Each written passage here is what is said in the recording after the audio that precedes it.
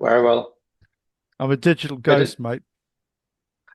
good. But it seems like people are finding us, so that's really great. Let's get started. So let's presume it's the whole hour, where we will cut the beginning out. And Patrick, super pleased that you could join us today for a meetup. Well, thanks for the And invitation, Milton. we will follow the by now standard format of offering 30 minutes to share your point of view. And should it be 5 minutes more or less, then that's totally okay. And then after that, open up for debate and questions.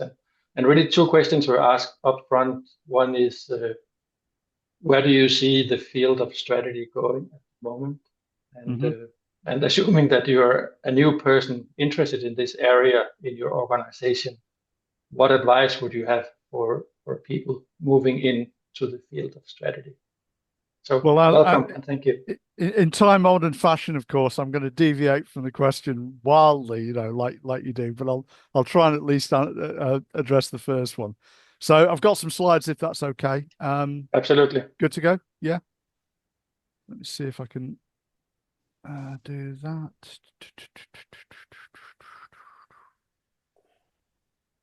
Uh-huh. And sorry, wrong end of this.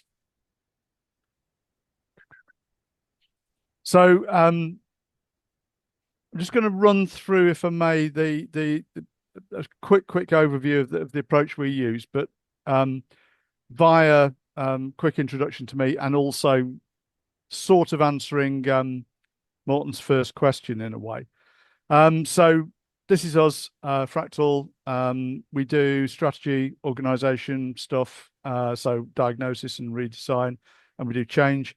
Do it for a really, really, really wide variety of organizations of all sizes and types. The reason, um, the reason that this is such a diverse, I mean, this is not all. This is just some you might have seen. The reason our client base is so diverse is because we do not sell at all. So all the work we get is referrals.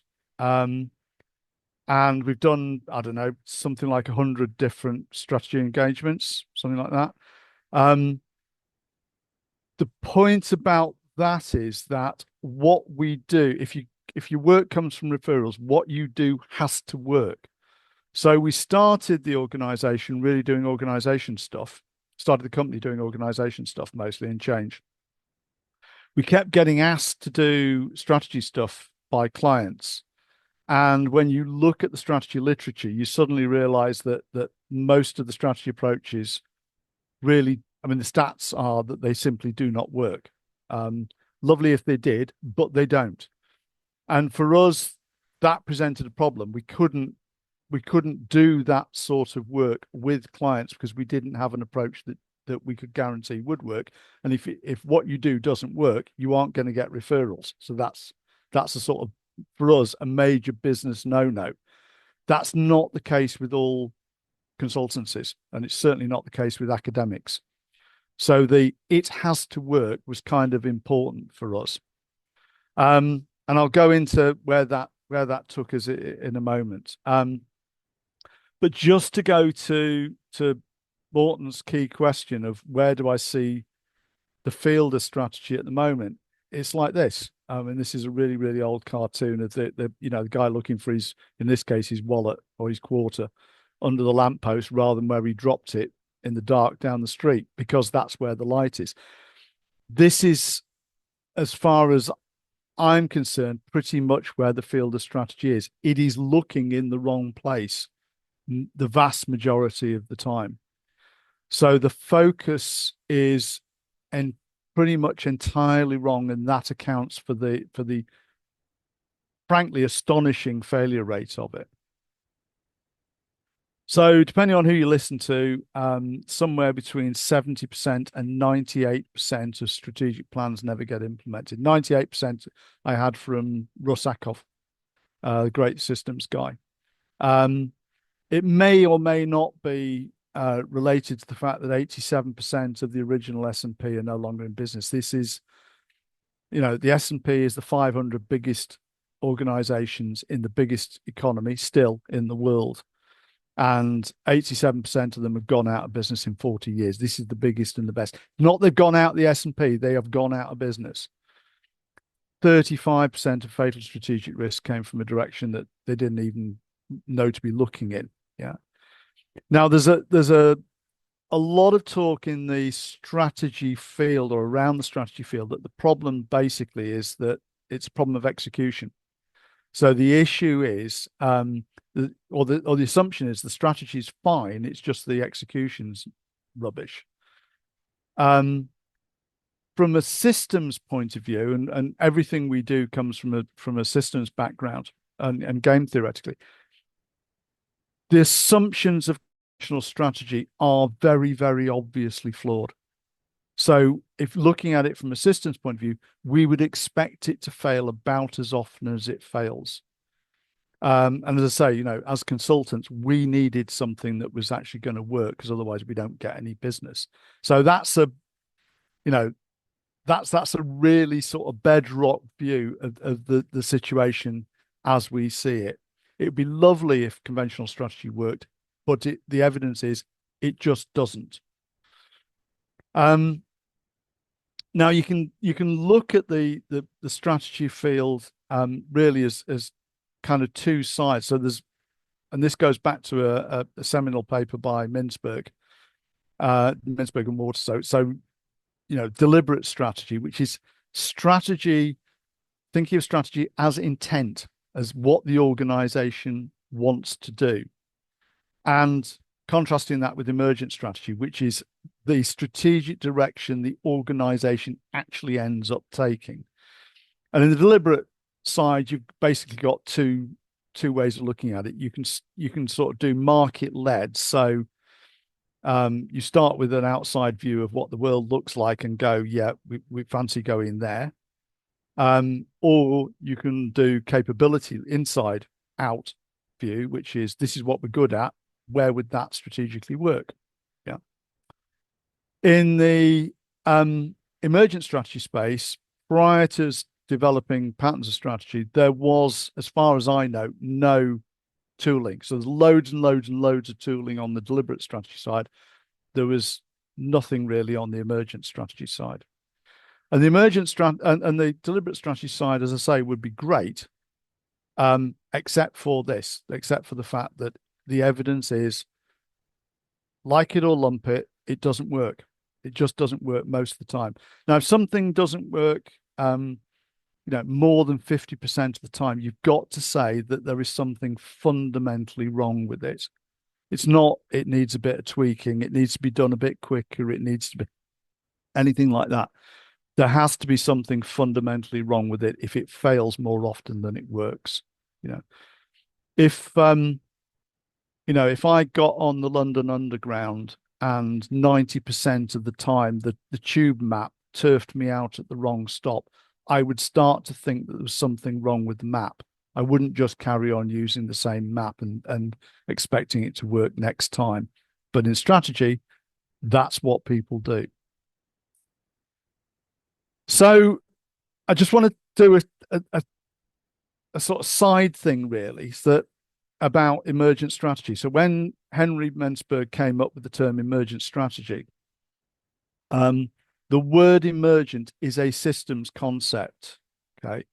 So an emergent is a property of a system that isn't a property of the parts of the system. To understand emergent strategy, you've got to look at the system as a whole and what it is that what's going on in that system as a whole that creates the emergent strategy, which is where the thing actually ends up going. So the term doesn't mean the same as emerging or emerged or anything like that. It's got nothing to do with that. It's a thing about the whole and the parts. In conventional strategy, what we do is look at a part. We look at us. Yeah. So it's entirely organizational centric. It's about us and what we want to do. Well, that is not systemically sound in any shape or form because it's not looking at the whole thing that you're looking at. Would you start kind of market led or you start capability led. There's a kind of a dominant narrative in conventional strategy, which is this, the journey narrative. That it's about where we are, us, and where we want to get to, the target, and we draw a straight line between where we are and where we want to get to, and that's the plan. What it doesn't do is take into account the fact that in any strategic arena, pretty much by definition, there have to be other actors. And what conventional strategy does not do is tell us about what happens when those other actors come into play. So this is what else is going on in the system that creates the strategic direction. So you've got a bunch of other organizations, and under the impact of what they're doing, our target position tends to shift. We tend to try and steer around car crashes with other organizations, and we end up going somewhere totally different to where we originally intended. And the intent, the plan breaks down. And there are lots of reasons why conventional strategy doesn't work, but this is the biggie. Pretty much everything else is subsidiary to this as the central problem of why it doesn't work. Now, from just in sort of common sense terms, if you try driving down the motorway in the way that we are taught to do conventional strategy, which is basically ignore what every other actor on the road is doing. If I set off from here to drive to London, and I did it like that, I would not expect to get there. I would expect there to be a car crash, because actually it's what everybody else on the road is doing in my strategic space is doing that will determine where I go and whether I get there or not. Conventional strategy pretty much ignores all of that because it's about us and what we want. And it assumes that everything else is just going to stand still while we do that. For us, though, there's a bigger question, which is this: if around 90% traditional strategic plans, and the 90% is the Kaplan and Norton, the balanced scorecard guys, are never implemented, and yet, despite that, organizations and businesses are still changing, and they very obviously are. The fundamental question is what the hell is it that's driving the changes? Because it isn't the strategy. It can't be the strategy because the strategy is not being implemented. So what is going on? And to answer that, we did what we quite often do in systems, which is go back to biological metaphors or biological models.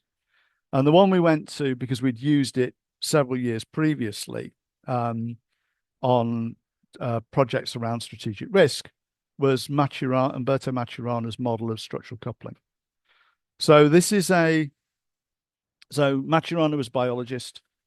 He was interested in how organisms evolve. So when Darwin came up with the theory of evolution, he could observe that birds evolved, but he didn't know what the mechanism was. He talked to his mate Herbert Spencer, who was an economist who was doing work on competition, and they thought, well, it could be competition. So that we've assumed ever since it was. Maturana looked at this again and said, no, what's going on is what he calls structural coupling.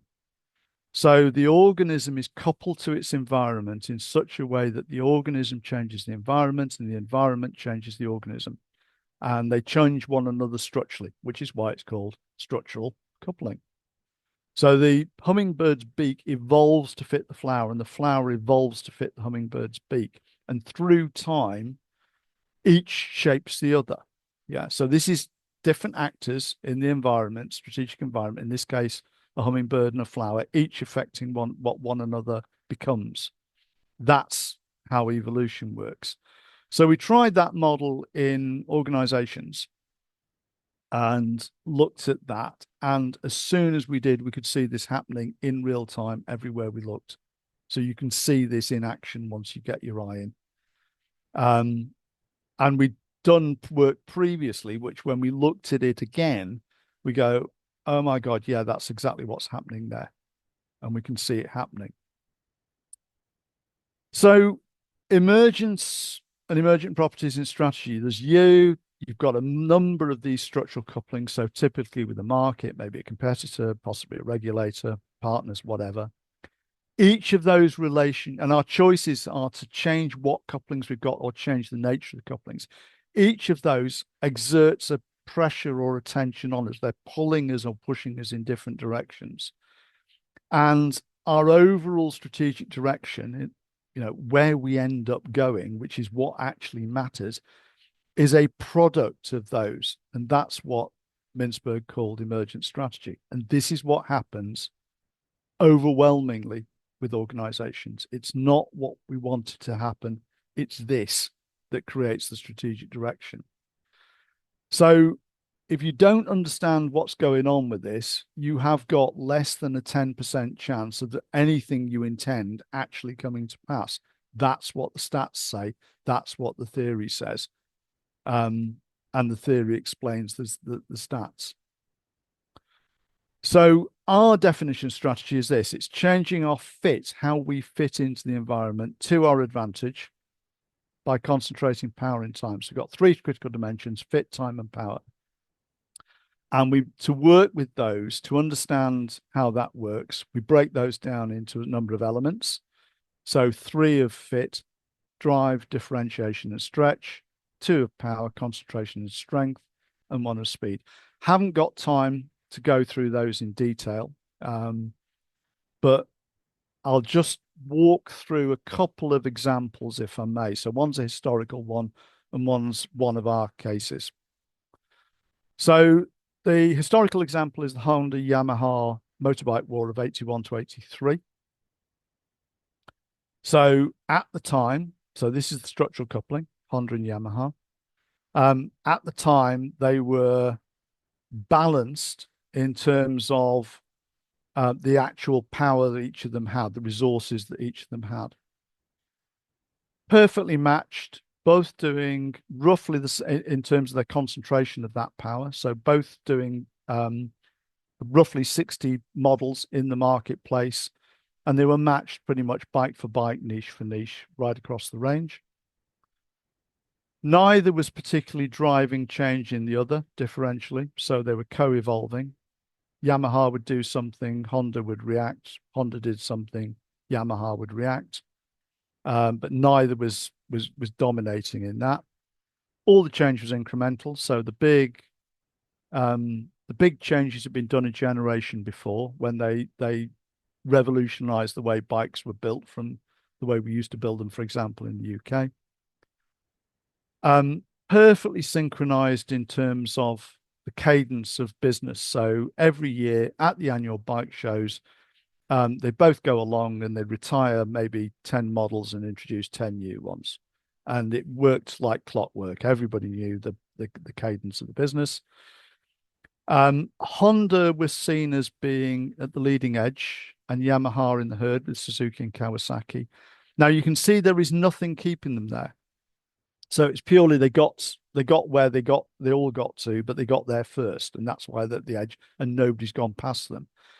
But they're not more innovative, they're not more powerful, they're not faster, they're not anything that's different. So their position at the leading edge of the pack is wafer thin, really.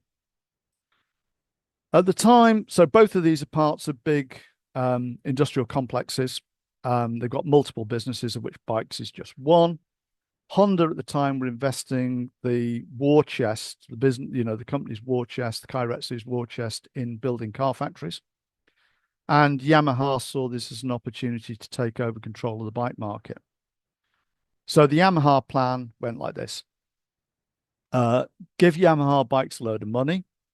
They use critical mass. They build the world's biggest motorbike factory, which would move them from balanced to stronger and push Honda back into being weaker. That would allow them to shape the relationship and push Honda into reacting, and that they calculated would move them to the leading edge and stuff Honda back into the herd. Perfectly good plan. Didn't happen like that. So the Honda riposte starts with foresight. So they knew what Yamaha were doing. You can't build the world's biggest motorbike factory without it being noticed, particularly in a place like Japan.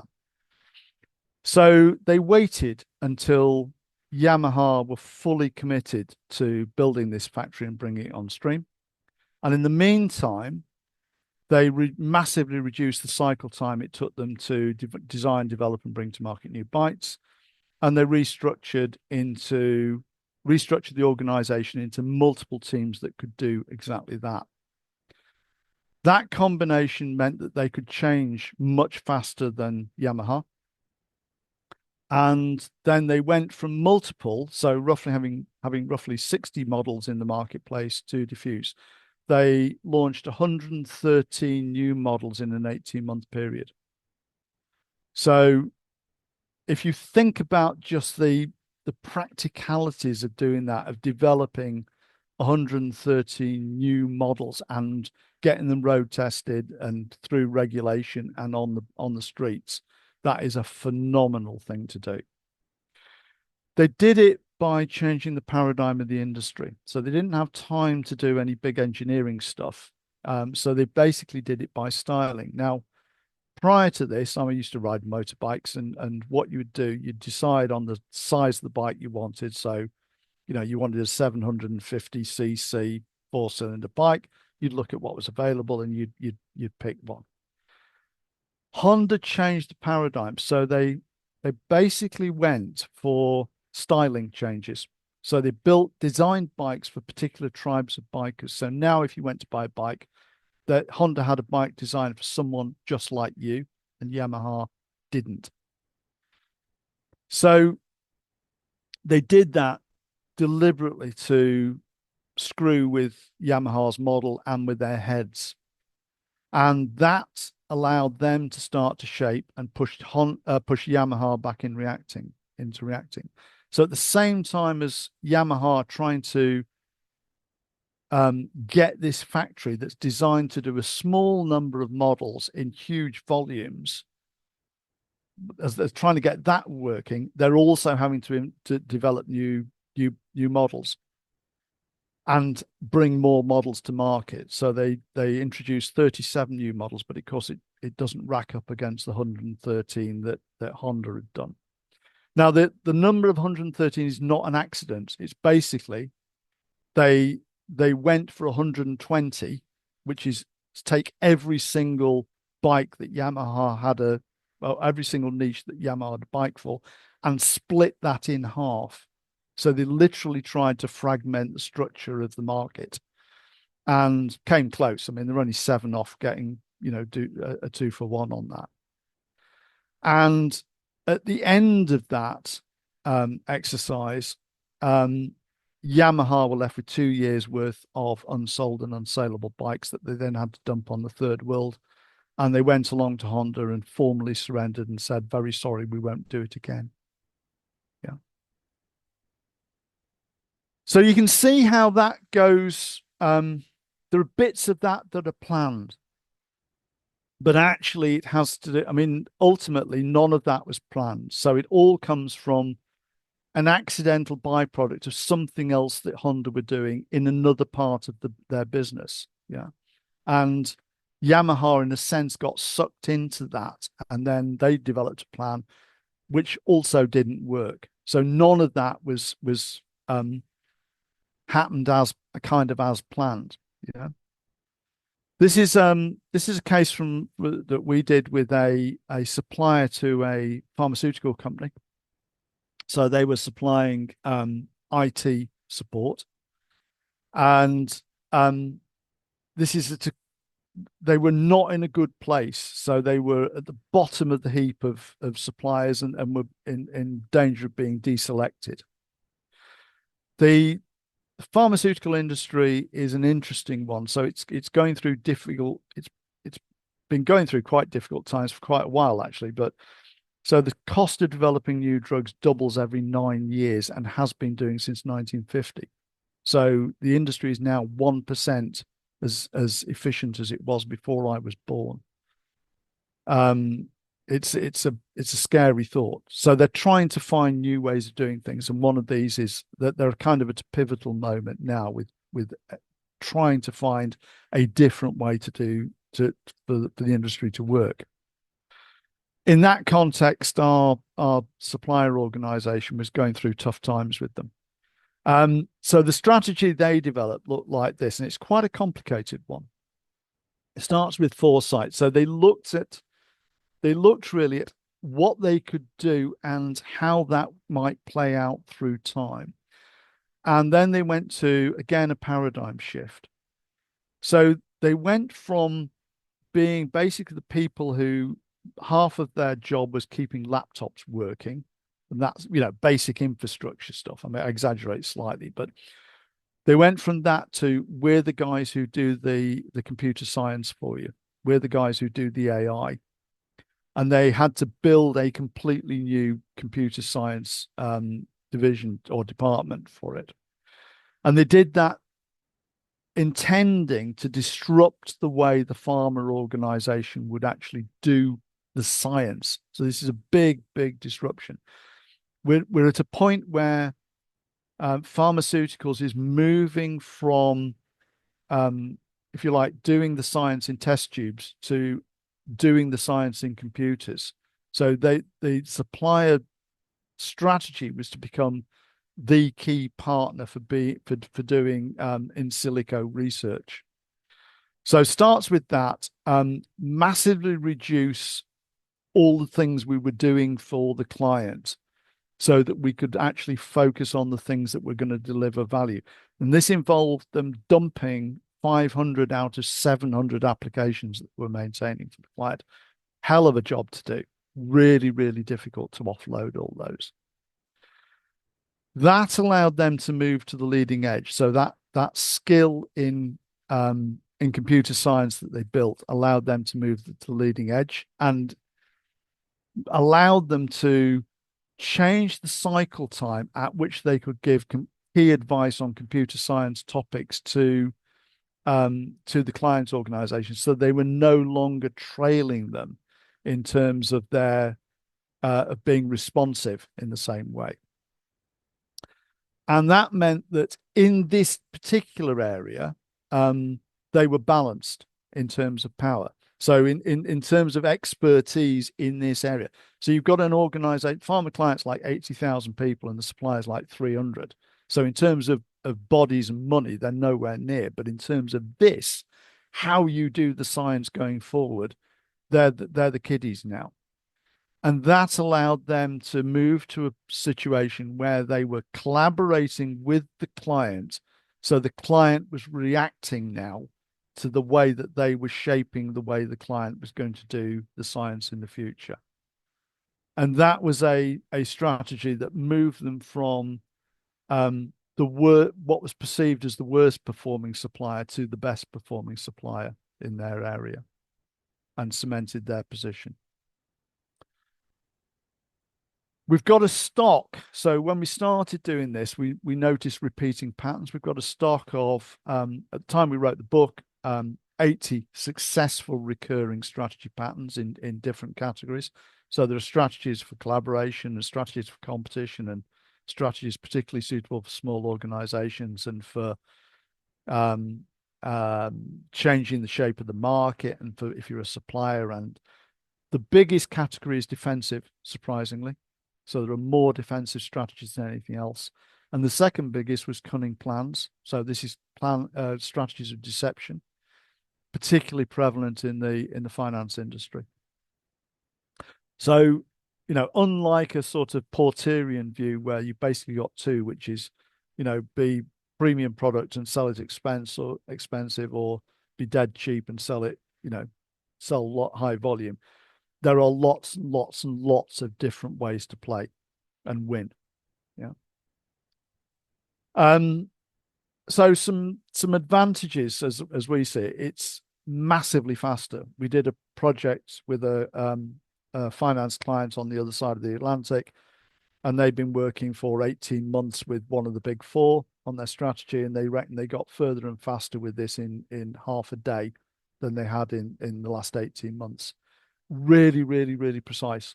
So it's very, very easy to go from this to in detail planning of what you need to change and the metrics of success.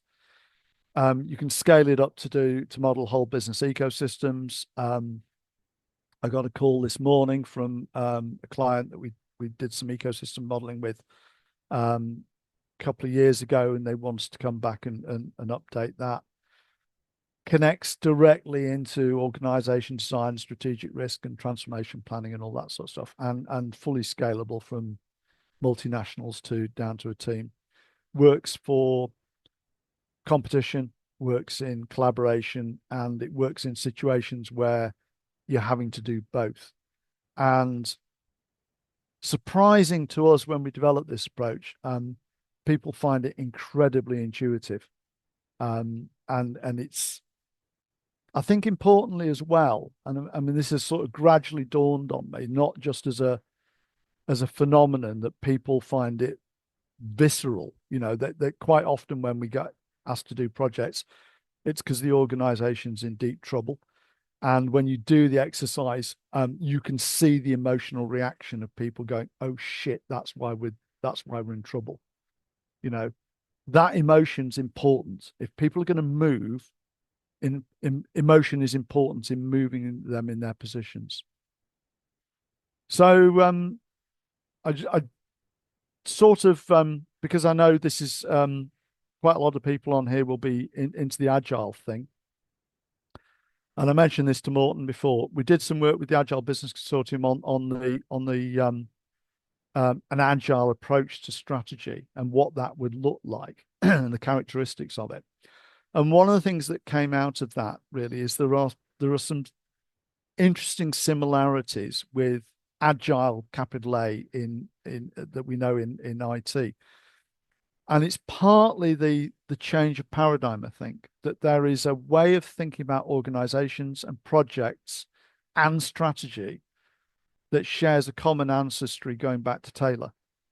So Fred Taylor, and it is, you know, assuming that the world is stable and you can do the plan and it's going to be locked and it's a monolithic plan and everything's going to move slowly.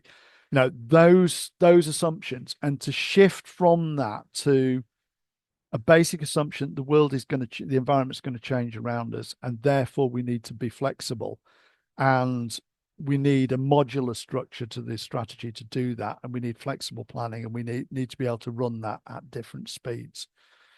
So that's true of agile in IT, and it's true of agility in strategy. There are differences, of course.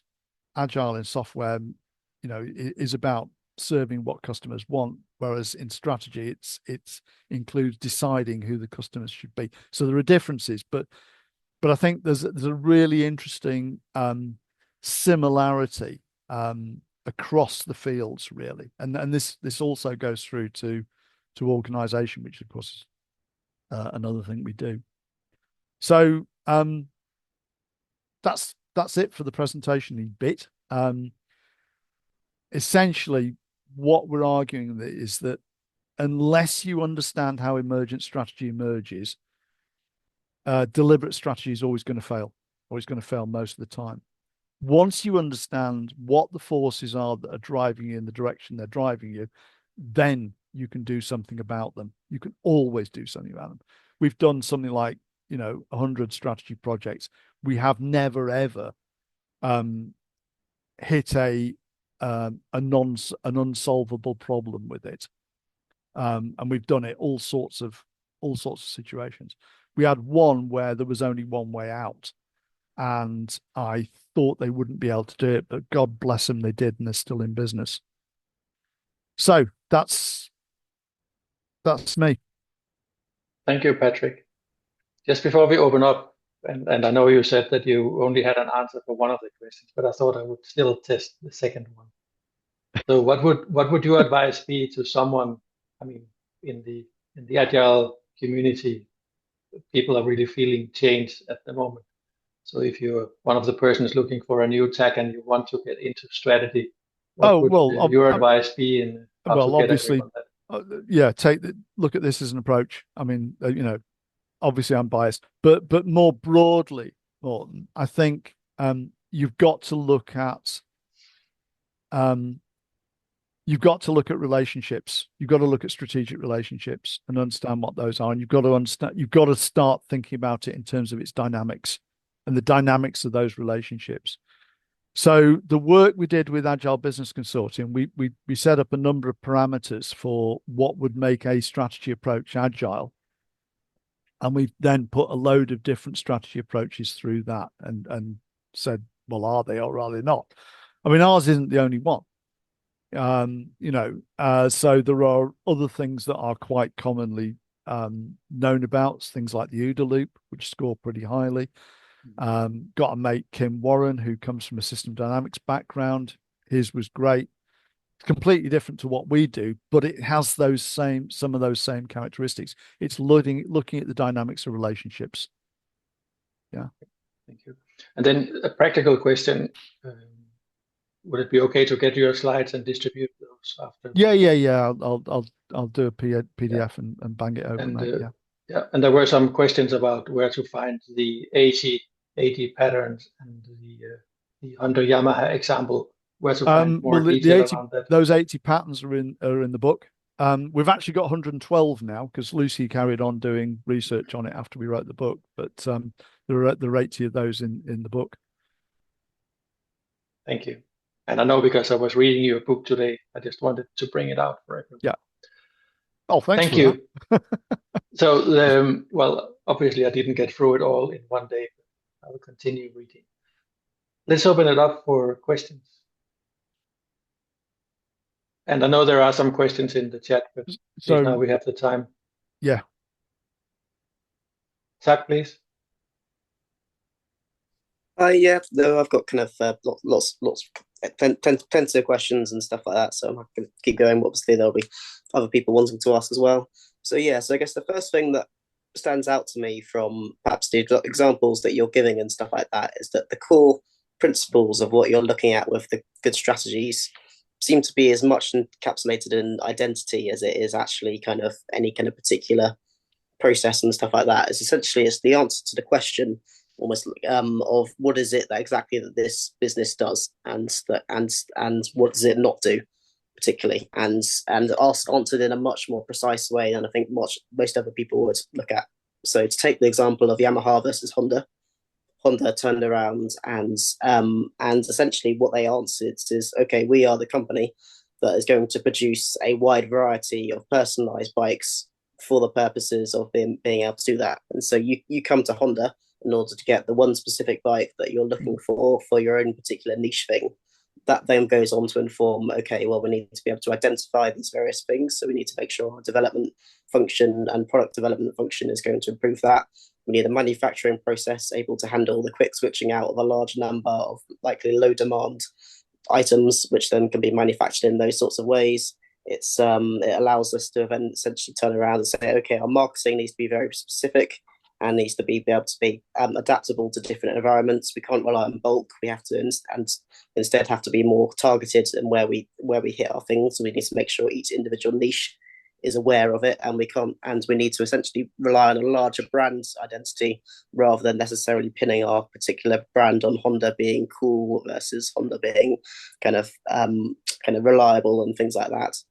So at that point, then essentially what you have is one enormous variety attenuating device, in that we're not going to try and win on the basis of pure reliability, but also a variety amplification device, and essentially that we can turn around and deduce almost all of our ongoing kind of processes from our decision of what exactly we want to be.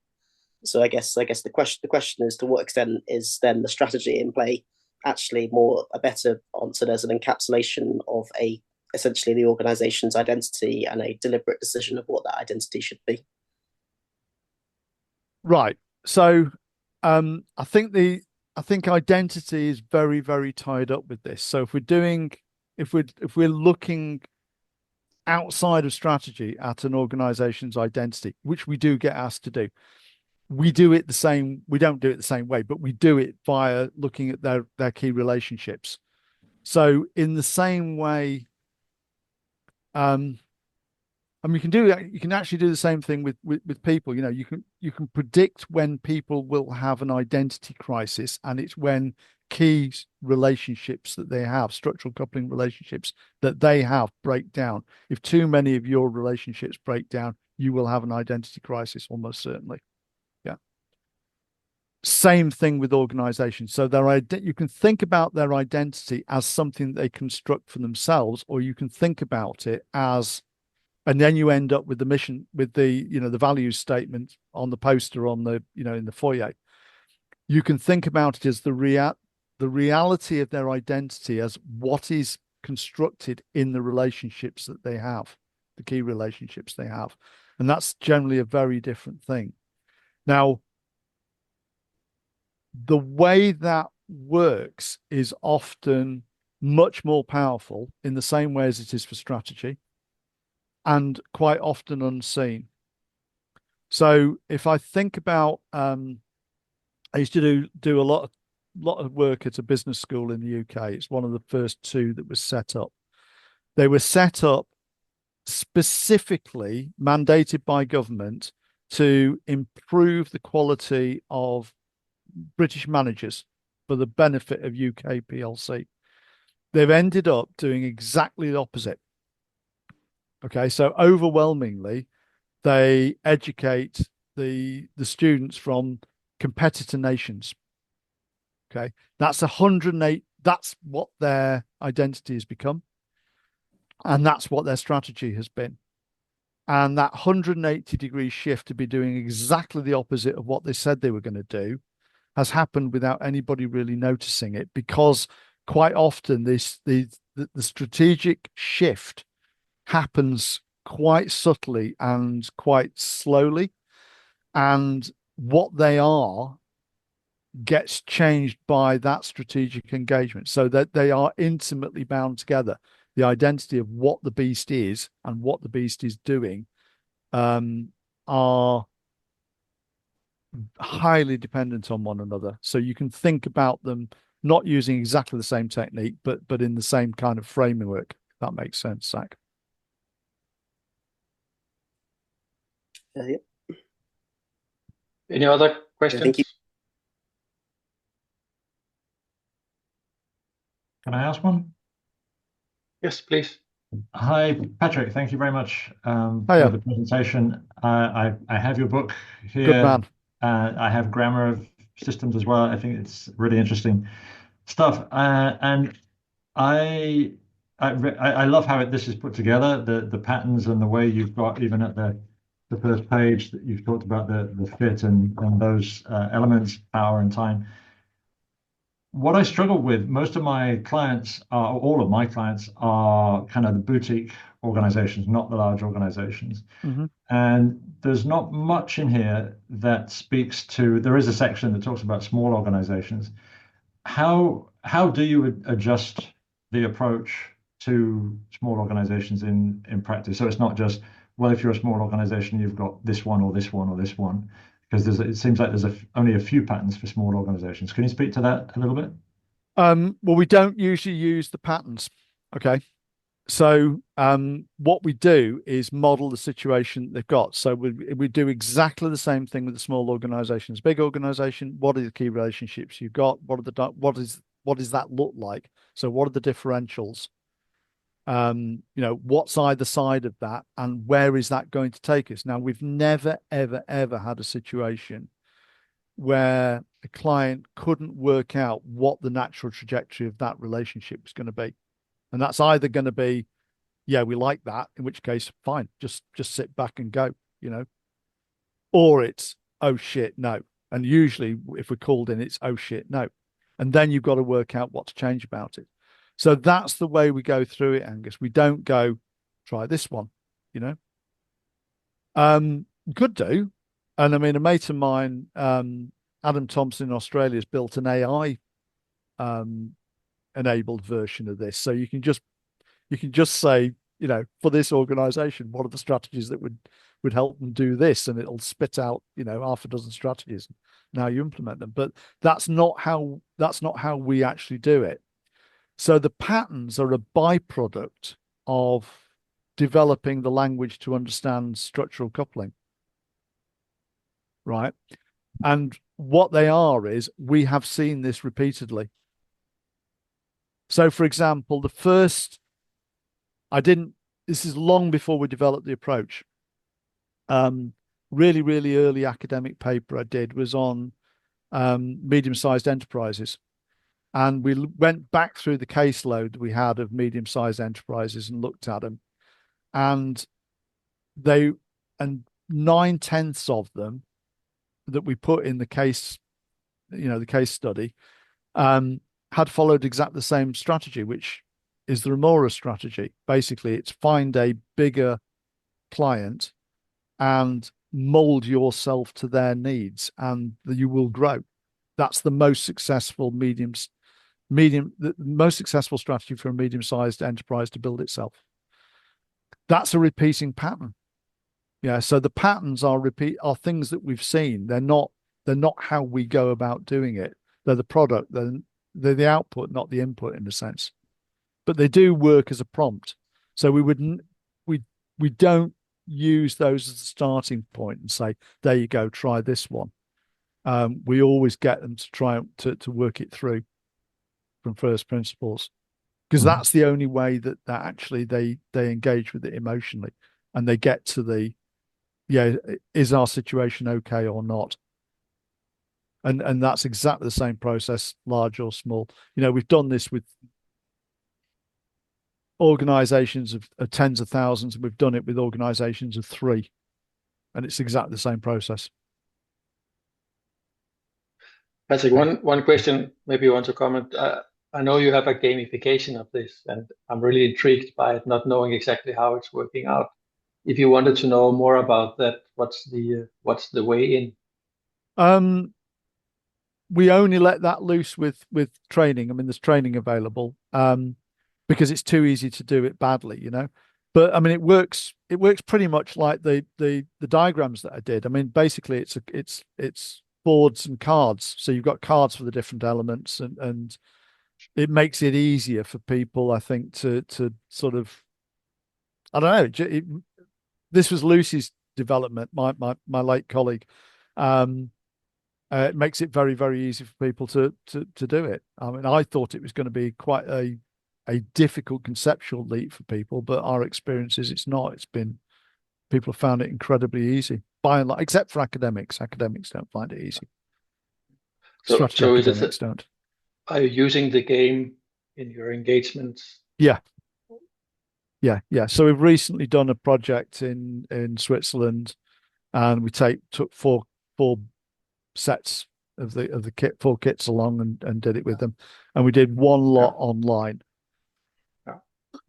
But you can do it just with post-it notes. It's or a Miro board or anything. It's not hard. I mean, if we're doing it online, we do it with Mural or Miro. It's just have the elements and work it through. So it's really, really easy, and it's really quick.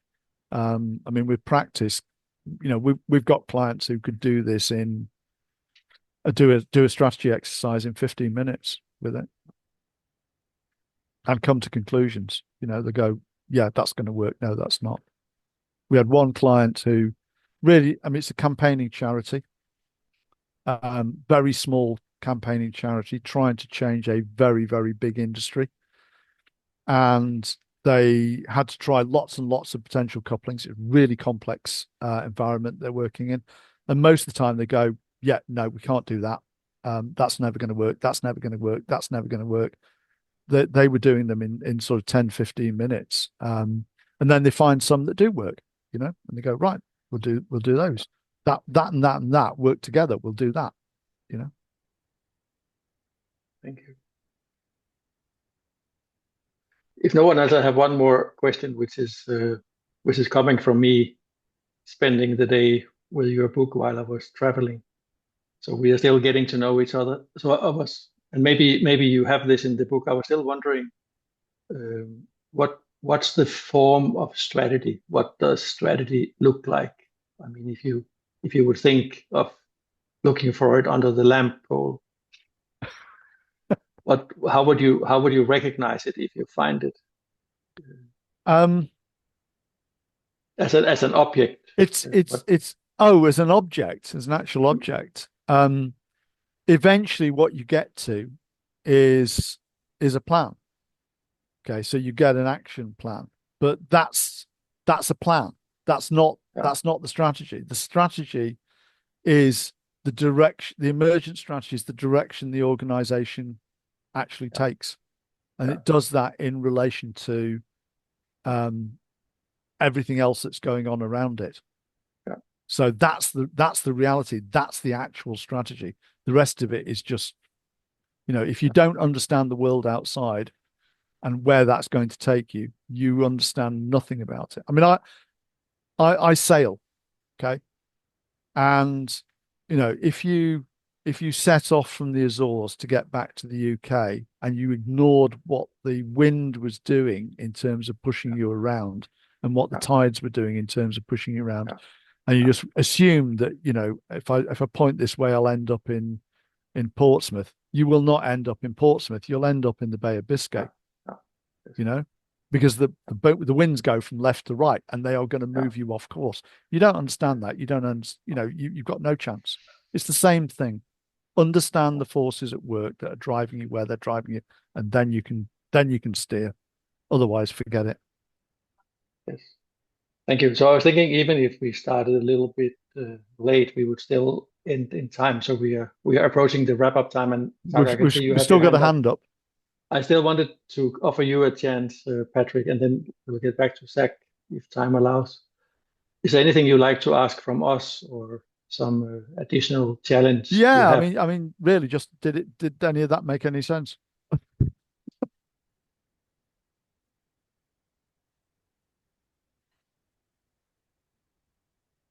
That's well, in my case, I can say absolutely. I'm really intrigued in how you're setting this up, and I want to study it more carefully.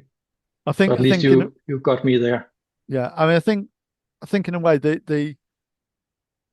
it's so much easier than doing it the other way. It's so much easier and so much faster, and works.